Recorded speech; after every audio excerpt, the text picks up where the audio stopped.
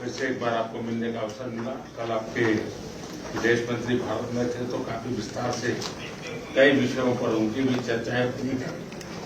Well, Prime Minister, it's wonderful to see you again. Can I begin by expressing my condolences to the people of India for firstly the terrorist attack at the Balfour car explosion, but also for the bus crash in Saudi Arabia that led to a loss of Indian lives. But we have much to discuss, and our relationship is very strong, never stronger in my view. I think the economic relationship we can strengthen further, and our defence and security ties are also very important going forward.